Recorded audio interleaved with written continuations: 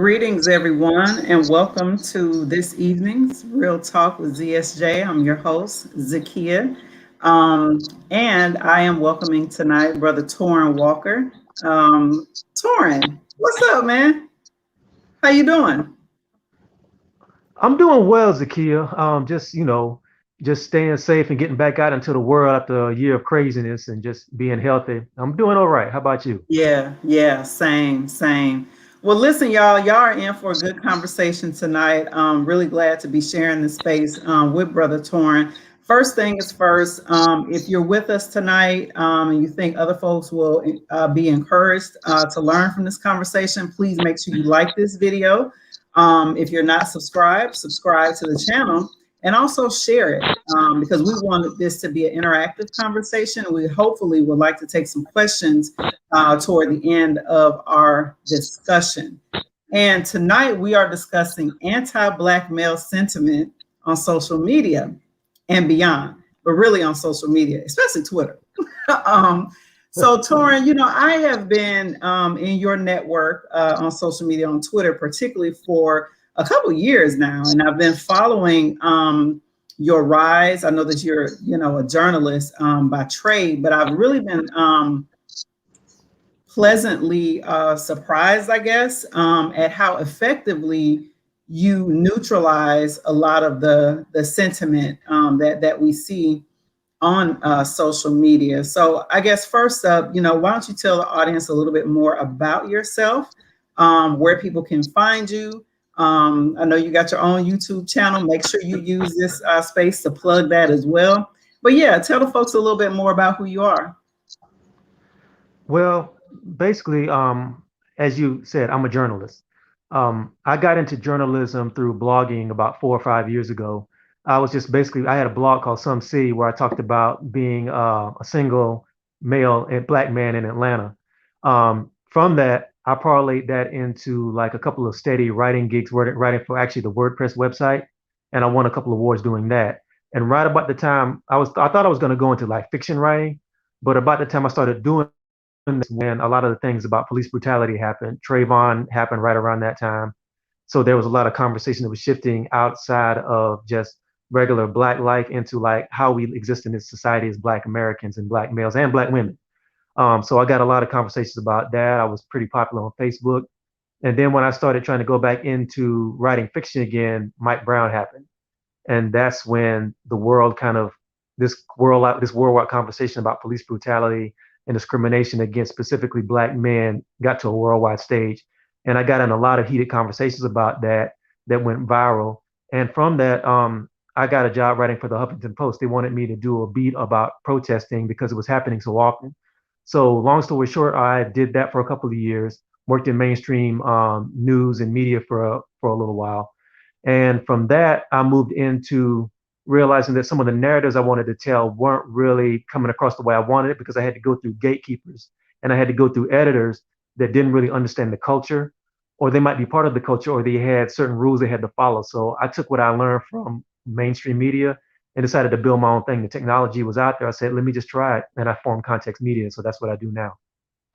Absolutely, and we appreciate you for that. That's actually how um, I guess, got connected with you was through your writing, was through your work and your journalism. I know you have also produced a documentary. Did you mention that? I did not mention it. Thank you for bringing that up. Yeah. A couple of years ago, I was honored to be invited to come out to document the fifth anniversary of Mike Brown's killing in Ferguson. Mhm. So I brought my equipment. I didn't bring a crew. I just brought myself. And before I went out there, I made contact with some people who were on the ground from day one there.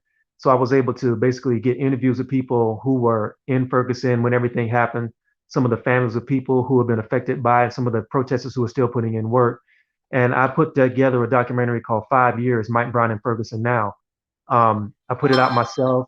I put it up on Vimeo.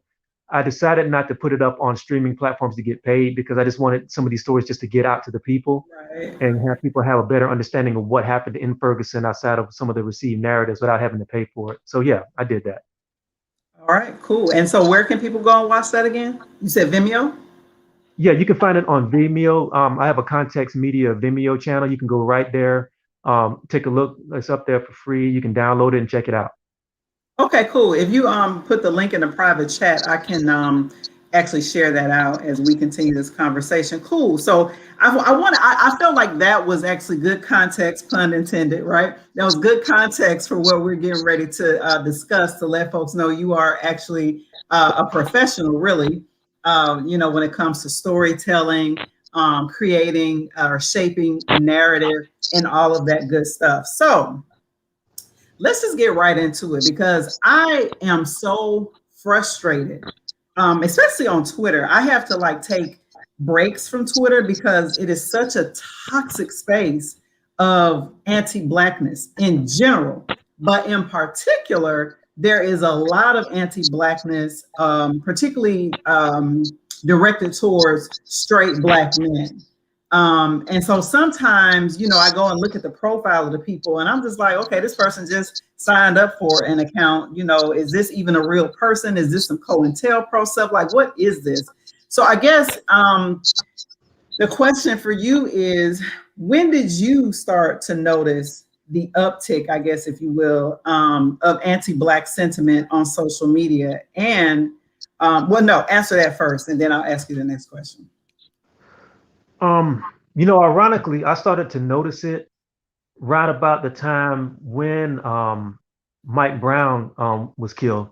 It wasn't right away, because there was sort of like this unified outcry against police brutality against Black males. But I noticed that after the protests became more prolonged and you had more of an extended narrative of people starting to come in and talk about it, I noticed the conversation started to shift from police brutality and against white supremacy and against racism. The conversation moved from those on the ground issues into this conversation about patriarchy and about Black men are also not the only victims of police violence, which is true. But the conversation wasn't tempered around police violence. It was around the fact that Black men can be oppressors too. And I was kind of surprised. Yeah. And I was kind of surprised at this conversation coming in on the heels of seeing all these Black men back to back dying. We had Mike Brown, then, you had Freddie Gray, Philando Castile. There were so many coming. It was like one every week. And it was like every week. Yeah. This was a sustained period for like almost 18 months where there was somebody who was dying and getting killed. But within the conversation of that, I kept hearing all these talking points coming out about how Black men aren't always innocent. Again, Black men can be predators. And that's when I realized that a lot of this conversation wasn't being driven by people on the ground. It was being driven by people who were coming from outside of the protest space. And outside that's been my experience too. Yeah, and even outside of the typical Black space, these are people coming from other places who are trying to inject some of this conversation, inject some of this poison into the movement. And I think that's when I started noticing it. Yeah. What do you believe is behind this, right? Particularly anti-Black sentiment on social media. What and who, I guess, if there is a who specifically, or is there a particular ideology? Just what is your assessment and why it's so prevalent? Yeah. That's a very big question, but I'll try to make it as streamlined as possible. To get into this conversation, you have to go back into the origins of this country. And in America, the boogeyman in America, the monster in America, has always been the Black man. That's been the baseline of social engineering in this country. It's been the baseline of a lot of political policy. It's been the baseline of a lot of movements. So to answer your question, that's where it all goes back to. There's always this deep fear of this hulking Black boogeyman that is going to come and violate your family, that's going to take your job, that's going to take everything about your masculinity, and it's going to take everything about your humanity. Whether that's true or not is usually not true, but that's the boogeyman that America sets up, that everybody can pour their fear into, and their trauma and their projection. So that's the baseline of that. Now, out of that, bring that forward couple hundred years, you have the rise of the feminist movement. And when I say the feminist movement, I mean the rise of the white feminist movement. And what people don't really want to address. I don't even make distinctions, but go ahead. But the writing on the printing of the feminist movement is basically saying that we're here to save women and we're here to bring equality to women on equal parity with men. Mhm. White women have historically been the drivers of that movement. That's right. And and the unspoken rhetoric behind that and the unspoken agenda behind that is that movement is basically white women fighting with white men for supremacy and equality in To this oppress country. the rest of us.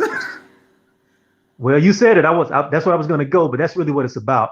That is basically a white woman's fight to gain power with her man to dominate everybody else. Now, in the 60s, what you had was white feminists beginning to infiltrate the academy, and they Yes. began to infiltrate culture studies. They began to infiltrate the humanities. They pretty much taken over the humanities, and they began to take over Black black studies studies. departments. Yep. Because if you look at black studies from the 60s up until maybe the mid 70s to the beginning of the 80s, black studies was very militant. It was very pro-black. It was very Very. focused on creating spaces for black academics and black intellectual thought to strive to be able to move into the academy, but with a black centered focused lens. What feminism did was move itself into black studies and tell black women who were in black studies classes that you need to separate yourself from black men because you're dealing with a different sort of oppression than black men are dealing with. Now, here's the thing. A lot of that is true. It is true that black men and black women do deal with different forms of oppression and different types Right. of oppression. Of But the course. God, yeah, that's true. But they are dealing with oppression as black people. The blackness is the baseline for all of that. Even though there may be differences in it, you are still Yeah. black. You're a black Right. woman, you're a black man, whether you're a black non-conforming person, that's the baseline. And what feminism did was it came in and it separated black men from black women. It separated black non-gender conforming people from black men and black Right. women to a degree. And so what you have now is this is the 60s. We're almost into 40 years of this happening. We're into almost 40 years of this mentality and this theory going around the academy. So what you're seeing on social media is the children and the grandchildren of people who have been indoctrinated in this into this theory that has no real basis in data.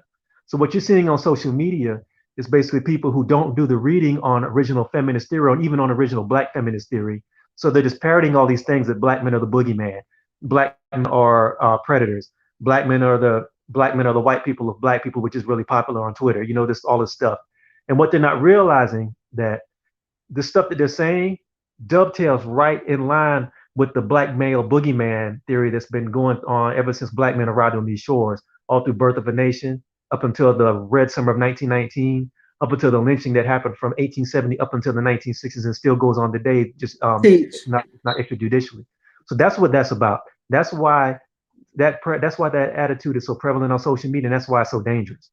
I hope I didn't talk too much, but that's all it is. No, I mean you teaching, and I'm so glad that you gave a historical perspective. I love that because history is our best teacher. I love connecting those dots from history. One of the things, ironically, that I see, particularly with feminists who identify as Black, they want to divorce history from what is contemporary, and that's at least been my experience. There's a push to divorce the real history of subjugation of Black folks, and like you said, and the lynchings and all of that, where the Black man has always been sort of the center or the pinnacle in of the oppression from white men and white women as well. I appreciate you giving that context. From what I observed, on social media, I would say, from my experience, and I love to hear what your experience is, the main actors of that I've seen on social media have been academics, PhDs. They have been some people like you mentioned, the Black man, the white people of Black people, so-called media personalities or journalists. But to your point, it's never grassroots folks that I see participating in that kind of slander, blanket slander that we see. Has that been your observation as well? Oh no, it's definitely been my observation. I'll tell you why you haven't seen that is because a lot of these narratives only thrive in places like social media and in places like the academy because for two reasons. Number one, the ratio from black women and people who consider themselves feminists to black men in the academy is extremely skewed. We all have the data of like the enrollment rates for black women to black men.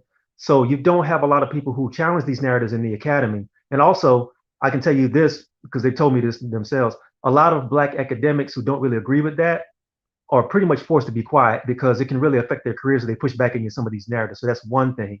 So you have That's people. oppression. That's crazy. No, it's real. It's real. I wish I could. I wish I'll never do it, but I wish I could tell you some of the stories I've had with some people who work, and not just black men, black women who don't I'm agree with a sure, lot, yeah.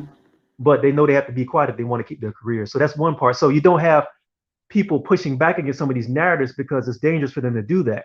So what that does in the academy is it makes the discourse slanted because the academy or any kind of symposium or any kind of sharing ideas is supposed where you take ideas, you toss them up and you figure out what's real and what's not, what holds up and what doesn't, and that doesn't work in the academy. So that's one part of it. So these people go out into social media, into the world unchallenged. The second part of it is you don't hear these narratives on the grassroots because first of all, you'll get laughed out of the room and people will tell you to get the hell away from there with that. Because if you come out to the black community, you will see that it's black men, black women, black LGBT people. I just butchered that. Black LGBTQ people who are out in the streets doing that work and doing community drives and doing that stuff. That stuff doesn't exist out there, and they know that. So that's why it doesn't happen in the grassroots because they know better. And the people who say these things know better too. Like I said, social media is a great place for this stuff to thrive because you can create your own echo chamber and you can say all this stuff. And if somebody tries to challenge it, then you can automatically label them or try to bully them into silence or try to get them kicked out of their job or that sort of thing. So that's why that happens.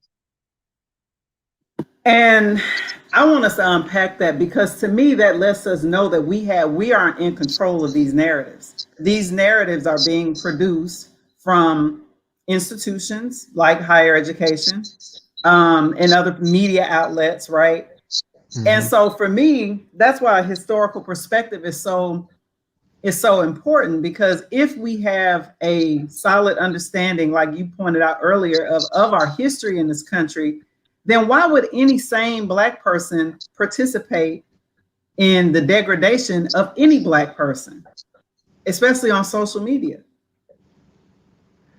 Well, there's a saying, if you don't know, you don't know. And I don't want to make excuses for people, but a lot of these people who push these academics, I think they know. Are you talking about academics? Oh, hell yeah. Oh, yeah, they know. Brittany, I mean, I'm going to name names. You might not name names, but like Brittany Cooper, come on now. I know some inside information about her that I actually will not share because like people will know where I got it from, but she definitely doing it for the check. You know what I mean? And for likes and, like they say, doing it for the gram and all that shit. Like, so. All right. Well, since we're going to go there, let's go all the way. Let me take a sip. Let's go all the way. Let's go all the way. I mean, you already know. You and I talk about this all the time. So let's just this is real talk, right? This is my platform. I'm not scared. So, you know what I mean? And yeah, these people do need to be called out, in my opinion. Like we need to be clear about who is for us, right? And who's not, period. Well, since we're going to go there, then, a lot of academics, because you probably seen it. I've had a few run-ins with them on social media. I know. I've supported you in those run-ins. There are a lot of academics, number one, and this is just my theory, although some of it I know to be fact. Some of the people who are in academia who have these dangerous narratives about Black males, to be fair, a lot of them are dealing with a lot of personal trauma. That's the first thing.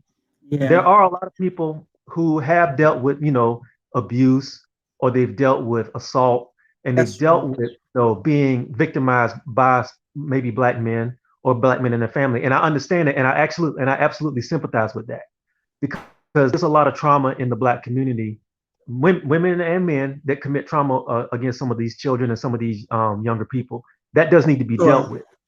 Sure, I think part of the problem is the ones who are dealing with that have not really dealt with those issues, and they haven't really gotten enough therapy to really talk about these things rationally. And I understand it because when you're dealing with a violation, your emotions are going to take over.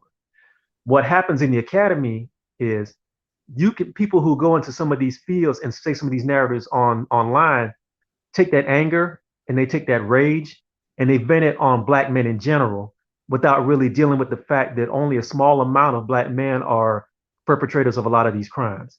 Mm-hmm. And that's one part of it. The other part of that is a lot of these people are just straight up opportunists, and they know that they'll get rewarded by the academy and by their publishers and by their agents because a lot of them are trying to get a bag, and they know the quickest way to get a bag is to fall into this whole thing about the black man being the boogeyman. So if you are a black academic and you basically pull things out of your ass saying that black men are predators, but you don't have data to back that up, and you can say that black men are killing black women and black men are homophobic and black men are dangerous predators out here, that automatically gives you license and it gives you credibility with a certain subset of people in the academy who really want to say these sort of racist things, but they know they'll get censored for it because they're white. Right. So they use them as proxies to do this, and they'll happily do that because they see a bag at the end of it. That's the other part of it. The third part of that I said two, but we're going to do three. A lot of these people are just looking for attention, and they're more than happy to throw black people under the bus, and they're more than happy to throw black men and black women under the bus too, because a lot of black people, we know how we revere education in the black community. We know that somebody with a PhD or somebody who's in a grad studies program, we tend to give them more credence than we will somebody off the street, even though what they may be saying may be complete bullshit. Right. You know, and people like Brittany Cooper, people like a few other academics I can name, are trying to build names for themselves by doing this stuff. They're not really trying to benefit the black community. They're not even trying to heal some of these real serious things that we have to deal with in the black community. They only care about getting the bag. They only care about getting notoriety for themselves. And you can tell they're not really academics as far as like trying to do any real academic rigor, because the minute somebody challenges them on these narratives, they automatically block you, or they get on their soapbox and they say all this stuff that has absolutely nothing to do with why you challenge them. Like, I'll give you an example. Remember when Harriet came out, the movie Harriet, a couple years ago? I do. There were a lot of black academics who were upholding that movie. There was a character in the movie called Bigger Long. Bigger Long, first of all, this movie set in the 1830s. Bigger Long was this big, huge, Suge Knight looking dude, looked like a cross between Suge and Rick Ross, who was a black bounty hunter, who's gonna go up in Tennessee in the 1830s and tell white man, I deserve the biggest bounty because I'm gonna take this money and I'm gonna screw me up all the white women I can in Atlanta when I get there. There were academics who said this character existed. This was a fictional character who never existed, but he was a big black boogeyman. And any academic who tells you that a black man was walking around white slave owners, white slave catchers, and talking like this is not worth their degree. They need to send their degree back and demand their tuition back.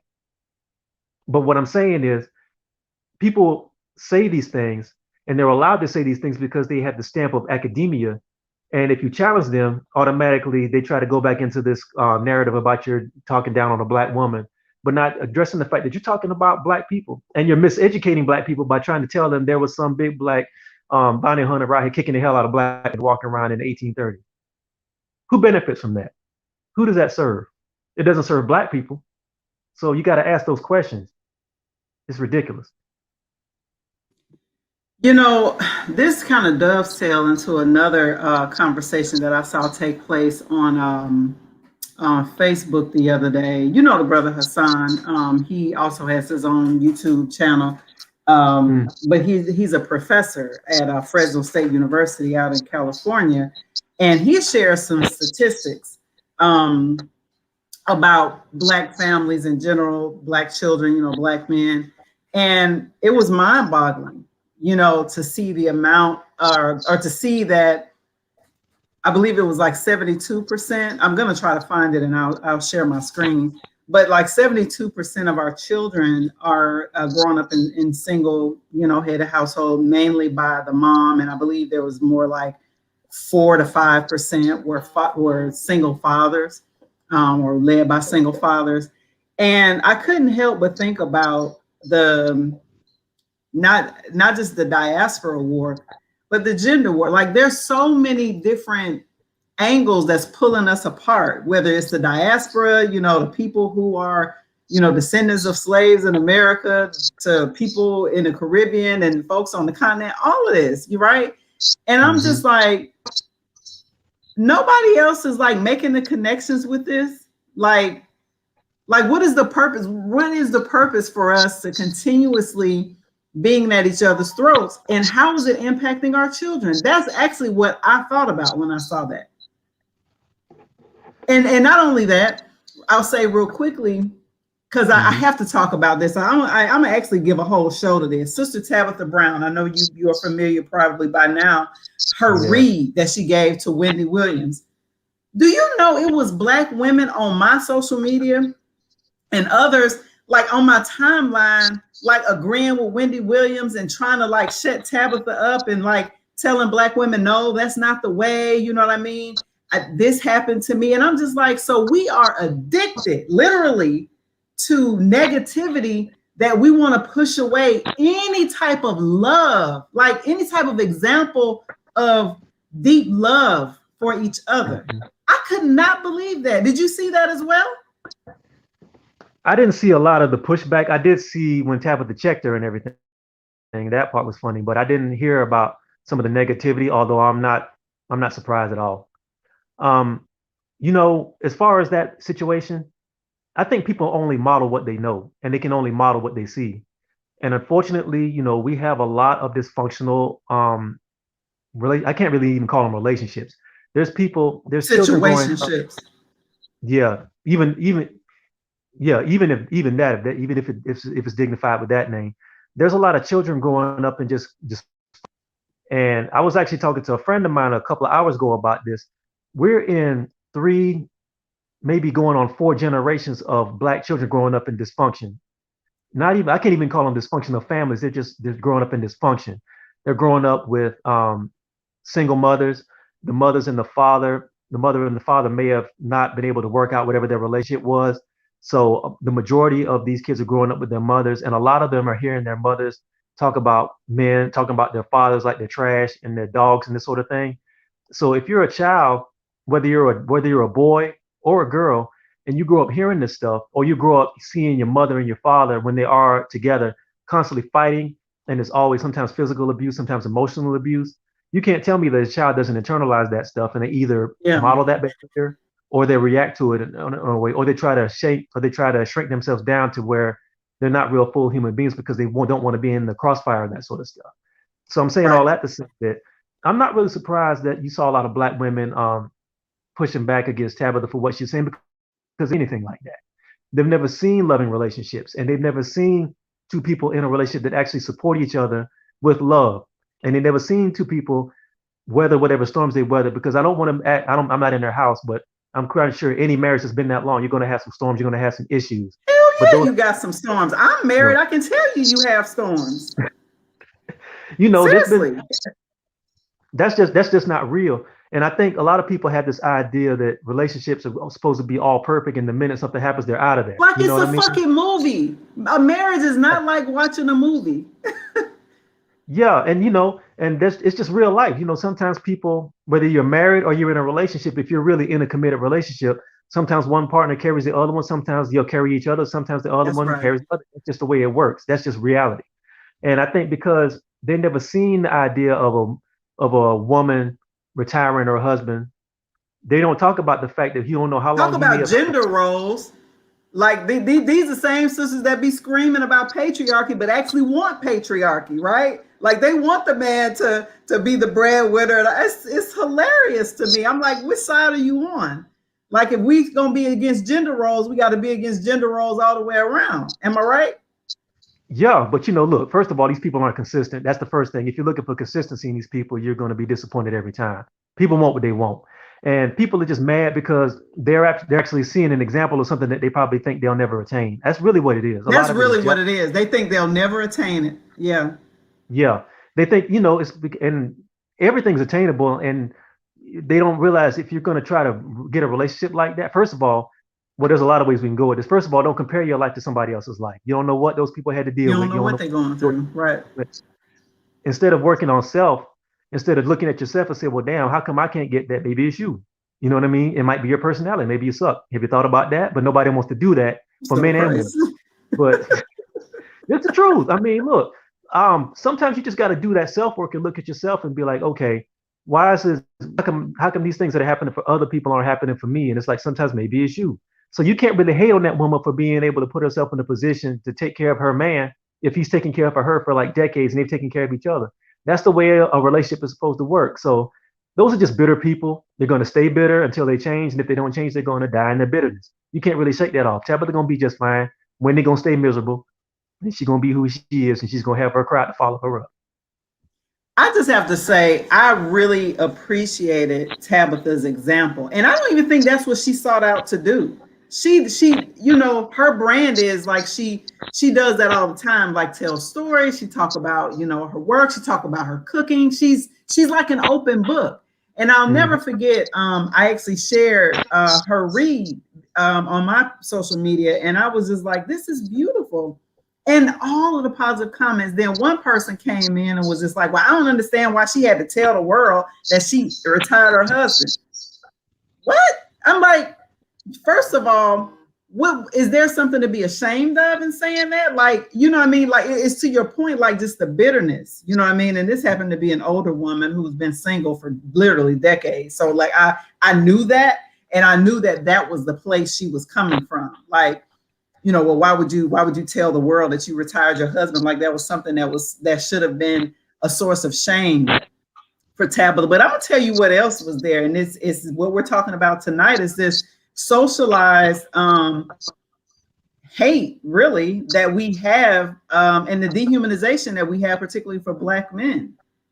Like people literally, I feel like her Black husband didn't deserve the type of love and deep love and care that she has for him. And that was literally the arguments that I saw taking place on social media. That's literally what Wendy Williams said. Like, I did that too. I supported him. I did this, and all of this stuff happened to me. Well, you know, first of all, with Wendy Williams might be reaping the karma she built, trying to build that empire she built. You know what I mean? That could be what that is. Yeah. And you know, so that's a personal thing. Um, to answer to get into that question, to get into that topic, I think some women who are upset about what Tabitha did may be just projecting over whatever their experiences were, because they may have taken care of a man at some point and then it didn't work out. He might have played her, and he might, or she might have felt like she put more into him than he put into her, and they feel drained. I get that, but I don't think being upset about what somebody else is doing and what somebody else was able to achieve with her husband is a place to take, is the place to vent those hostilities. That's what therapy's for. And I'm a big proponent of people getting therapy if you have this much hate and hostility. But to answer your question about Black men, I think you're right. I think a lot of people in this country, and unfortunately a lot of Black women, have this idea that Black men don't deserve any kind of care. They don't deserve any kind of respect at all, Right. and they don't deserve to be taken care of. Right. I think that's really just a holdover from the way this country treats Black men. Black men are seen as basically Exactly. non-thinking brute beasts. We're only made to work, to breed, to fight, to satisfy America's needs for brute force, and then die. That's what we're here for. And unfortunately, a lot of Black men have bought into that. That's why you see quote unquote thug culture having so much credence, either in music and in the images that we portray of each other. I think that's sad, and I Yes. think this country, although I don't really care about it that much, this country and Black America in general is suffering for this, because you can't have a stable community if every aspect and every person, a part of that community, is not cared for. I really do think that there are people who don't comprehend the fact that Black men have feelings. We hurt. We have emotional needs. We have psychological needs. We need comfort and we need care just like anybody else. And I think that's what you saw. I think that example of Tabitha, It was retiring sick, her husband, man. It actually turned my stomach to see that, because I'm like, and some of these women got sons. It makes me wonder how they're being raised. Like, so and because I think about, I mean, obviously I'm married to a black man, but I also have a son. And I am very concerned because he's getting older. I'm very concerned about him and like what his options are as far as like mating and things like that. If we're socializing so many of our girls to be anti them and to see them as brutes and beasts and undeserving of our unconditional love. Yeah. You know what? God help anybody trying to date and try to mate in this society that we live in right now. Ain't that the Um, truth? you know, there's just a lot of un non fully formed and broken and damaged people out here. And Yeah. you gotta ask some real hard questions when you're trying to get to know somebody. And that's across any age spectrum. From 18 to damn near 80. If you're trying, well, first of all, you have to deal with what are you trying to look for? If you're trying to find a mate, Right. if you're trying to build something with somebody, you can't just go into it just based off the physical, and you can't just go into it based off what your ideas are of this person. You better ask Yeah. some real hard questions about this person's past, about what they see themselves doing, and how do they see themselves, and how do they view black men. You know what I mean? You got to ask these questions. It's just a checklist, damn near. You got to go down and try to figure out who this person is you're dealing with. And once you get the answers, you better sit back and pay attention if the answers match up with what their actions are, because people will tell you anything. That's just common sense. But That's true. it's rough. You're dealing with people who don't love themselves, and they're trying to go out here into the dating Damn. pool, into the romantic pool, and try to find a partner, because society says you got to find a partner. But a lot of these people don't even know who they are yet, so they're trying to go out here and try to deal with somebody else and make somebody else as miserable as they are. This is good. So I've been thinking about this question that I'm going to ask you a lot myself. And I don't expect like you to have like it all thought out yet either, because I don't either. And maybe we can just do some live brainstorming. But what are All some, good. so first of all, you actually do push back. That's what I love about you. You actually, you do it very well. I don't know what kind of skills you got, but you know how to search and find somebody that tweeted 8 years ago and run it back like this. I mean, you. Hey, listen, you doing God's work out here. But look, but look though, like, how do we push back on the dehumanization narratives of Black people in general, but Black men in particular? And this is something that I sit with all the time, because the narrative, because the nature of social media, stuff can go viral like this. And I want you to tell people about the tweet that you tweeted, something very simple, right? You can't be pro-Black. So yeah, I believe it was, you can't be pro-Black and hate Black men. And literally that went viral with mostly women, some academics, some people in certain positions and everything saying, watch me. I bet you I can. Tell people about that tweet that you made, and tell that experience. Okay.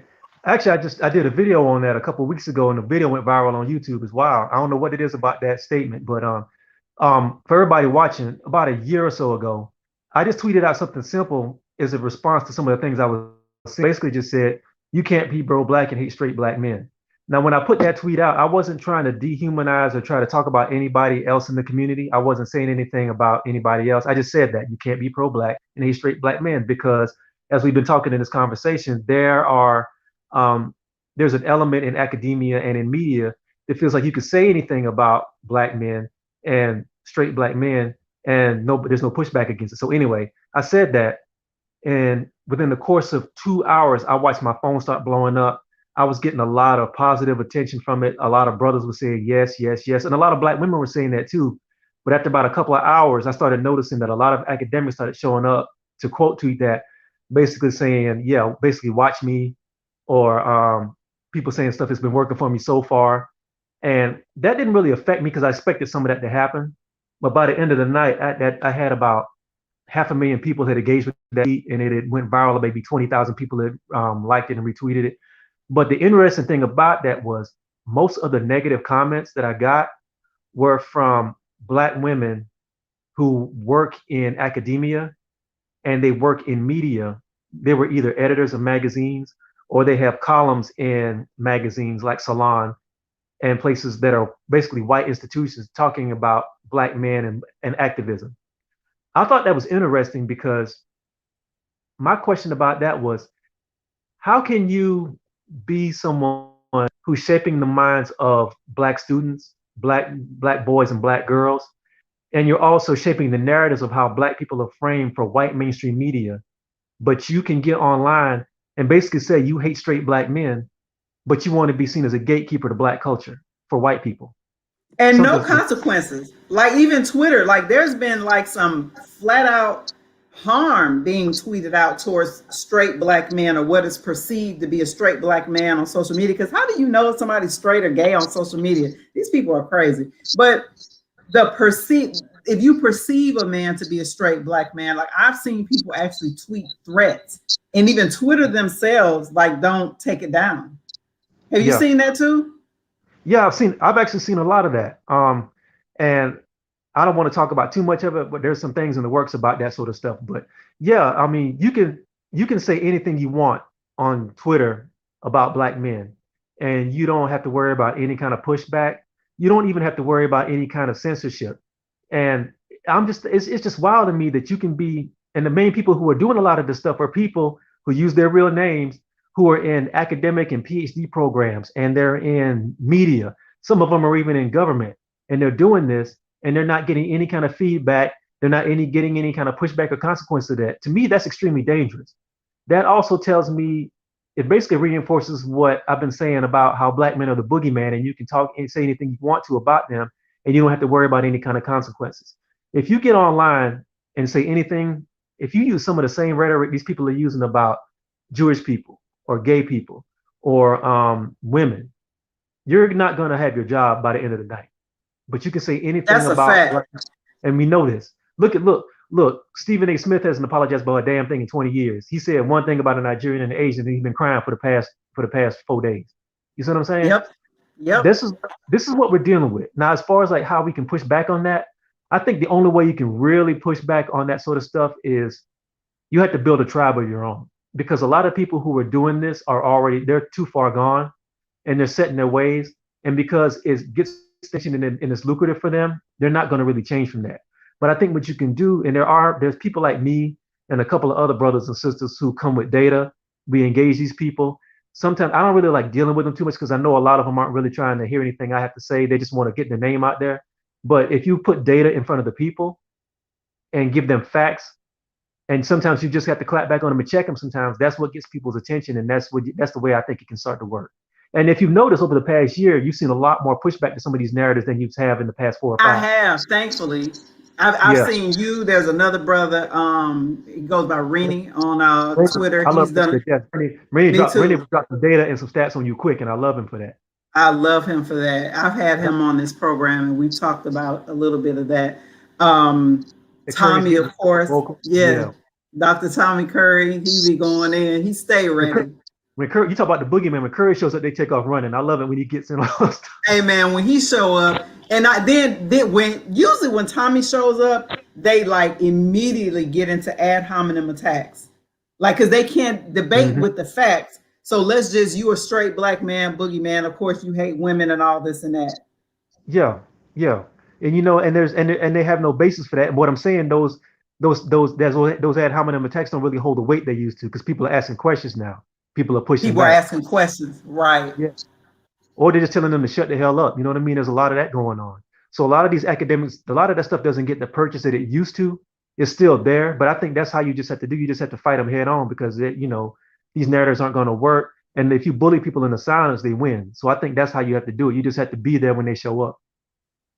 I'm so glad that there is a cadre, if you will, like of brothers and some sisters who are pushing back on a lot of these academics. One of the things that you shared with me recently with this biracial woman, she tweeted, it's safe for white women don't worry white people about accusing black men, because some of y'all are worried that you'll be called racist. Remember you shared that with me, that tweet? Oh, yeah. Oh my God. I can't think of her name, but she's she's one of the people I like to call academics. They're academics, but they're not really trying to teach people. They're just basically they may be disciplined in whatever field they're in, but their main field is creating black man boogeyman narratives, at least on social media. I know you're talking about she's an astronomer, and her field of her yeah, she basically said something. Yeah, but what you said, she said that yeah, basically there's a lot of there's black predators in astronomy or in the academy, and white women don't have to feel ashamed of calling them out and Caping being for white folks. yeah Yeah. being called racist. And instead of just saying that there was individual people, she basically gave them cover to say, go ahead and call them, accuse them of whatever you want to because we got your back. Now, here's With what's the interesting. history of false accusations towards Hmm. black men in particular from white women. There's Yeah, history of entire cities being burned down. Rosewood, right? I mean, like, really, I Rosewood, was like, y'all know really, Black Wall Street, a couple of Bakersfield. There's other places that had happened, and there's so many. There's been so many cities and black neighborhoods and black men have been lynched off of that you can't really number them all. you People can't just even know number them Rosewood and all. Black Wall Street. But yeah, this clown basically created a narrative to give white and female academics cover to Cover. accuse black men. She's And biracial herself. I believe her mother is white. oh, I don't know. I can Yeah. tell she didn't grow up around black folks. And she's an example. That sort of thing is an example of what I'm talking about. A lot of people who push these narratives in the academy didn't really grow up around black people. A lot of them came up in white neighborhoods, or they came up with in communities that had very few black people, and they may have a black parent, but they don't have a full black experience. So they go to the academy and they're dealing with whatever inadequacies they're dealing with as human beings. And because they may have excelled in one field, and because they've been indoctrinated with this feminist theory that I've told you about earlier that we talked about, they feel Right. like if they are black or they have melanin in their skin, they're qualified to talk about these things and they don't have a damn clue what they're talking about. You know what I mean? Facts. And because their white colleagues are more than happy to use them as shields and camouflage to talk about black men, they don't get censored from that and get pushback. I don't know. I know she got checked on a lot of stuff. I know a lot of people weren't agreeing with her, and I heard she locked her account down or something like that. But that stuff is very dangerous. It's Very extremely dangerous. it's dangerous for a couple of reasons. Number one, racism in America doesn't really need a reason to happen, but when you have black academics or black academics who are reinforcing these narratives about black males, what that does is it gives cover for people in the academy and in government and in people who shape policy to create laws and to create legislation that further disenfranchises and further demonizes black males. And they all do it under the cover of black people in their circle signing off on that. That's what makes it dangerous. And I think they're traitors, in my opinion. I think they're opportunists and I Of think they're course. traitors and they need to be checked. It's dangerous. It's extremely dangerous. Absolutely, it is extremely dangerous, and they are traitors. And it reminds me of something that Bobby Wright said. He's an ancestor now. He opened the first black mental health hospital in Chicago. Mm, I don't know if you're familiar with his work. He wrote a book, Psychopathic Racial Personality. Dr. Bobby I'm not, Wright. I had to find it now. Yeah, man, you got to check out that book. This is a small book, group of essays, but he talked about our inability in our community of being able to sanction people who's causing the community at large harm, and that's still the case. Many times, people, cower, and don't say anything. But I appreciate you, brothers like you. Even though I don't agree with this brother on some things and sort of his way of getting information across, but I think that brother Tariq, Nasheed, and others, who take on these people, I feel like there does need to be a level of courageousness within Black folks who know that this rhetoric is dangerous, to push back and to create a counter narrative. We're at the point where we actually need counter narratives to what these people are doing. And I think you're starting to see that now. I think what's happening is there's been, if you've noticed, since we're talking about people love and hate, I think what you're seeing now is black men on social media spaces, and not just social media, in traditional media spaces. Um, unless you're talking about death or incarceration, you don't really hear from us. And because that's been suppressed for so long and we've been shut out of the academy and we've been shut out of a lot of these spaces, what you're starting to see now is black men creating their own manosphere, for lack of a better term, where they're talking to I'm each other. starting to see that too. Yeah. Yeah. And the world is starting to listen. I mean, you can look at it, look at the rise of Kevin Samuels. Love him or hate him, that brother has created a narrative and he's gotten an audience because there are a lot of black men and black women who want to really hear what black men have to say. I think the people who make the decisions about who gets on TV know this too, but they've tried to keep it suppressed. But because of Sure. technology, you can't do it anymore. So what that's showing people, him, Tariq, Umar, Kwame, people, Kwame Brown, what that's showing is that people want to hear the real. People want to hear what black men have to say because I think they know that a lot of the stuff these academics and a lot of these approved people in media are saying about black men, a lot of it is just straight up bullshit and it's completely removed from the masses of black people. So they want to hear black men, and now they're starting to happen. Like I say, all these brothers are starting to get platforms. They're growing. They're getting bigger. You notice every week. Like I say, I love watching.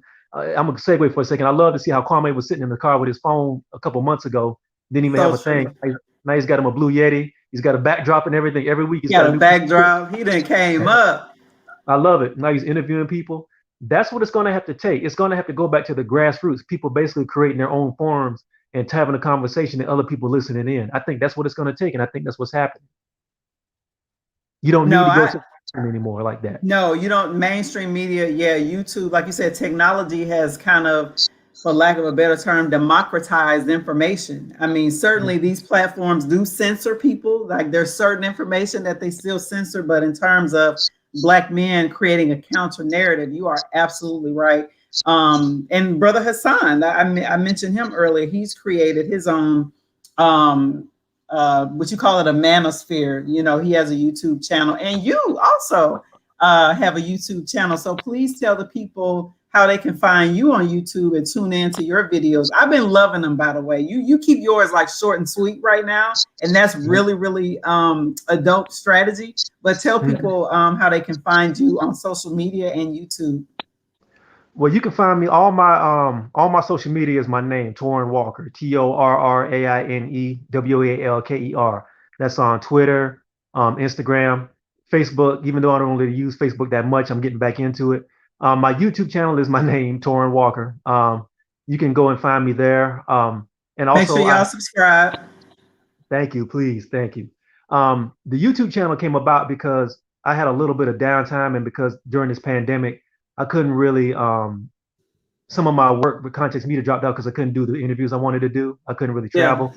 Now they're starting to open up a little bit more, but I You figured, about to travel? what's that now? You said you about to start traveling? Yeah, I'm about to start conducting in-person interviews again. Hopefully, in the next couple of months, I'll be ready to start doing that. But I had a lot of downtime. I was doing Zooms and doing interviews like that, and I was able to build up an audience that way. But there was a lot of things I wanted to say that I wanted to say outside of the confines of my professional work. And I figured since everybody was talking about YouTube and it was getting hot again, and there was this manosphere, let me just say what I want to say without a script. If you look at the videos, it's not overly edited. I just chop it up when I make mistakes, and I Yep. just say, look, this is how I'm feeling. I wanted to talk about, black men, whatever I wanted to kick it around, whatever ideas I wanted to kick around. And it's gotten pretty popular. I started it back in June. I'm almost up to like 1,000 subscribers so far within the space. Yeah, you are. Yeah. Yeah, so thank everybody for coming through and checking me out. I'm gonna start growing again. I got some other stuff I'm lined up, so that's what that's about. I just wanted to talk and just spit a little bit. Yeah, and I appreciate it. Like I said, I subscribed as soon as I saw you had created the channel. And you and I need to definitely talk a little bit more offline because I want to do more collaborations, with you and other like-minded folks. I think it's really important for Black women and men to show that collaboration is still a good thing and not always be at each other's necks and throats about stuff. Mhm. So definitely. Well, this, I don't want to keep you too much longer. We're almost at an hour. And I just appreciate you spending some time with us tonight. I feel like the conversation has been very fruitful. There's been a lot of engagement. I don't know if you saw posted some of the comments, but I wanted to at least go back up for a minute to try to answer some of the questions that was in the chat before we wrap up. So here's one.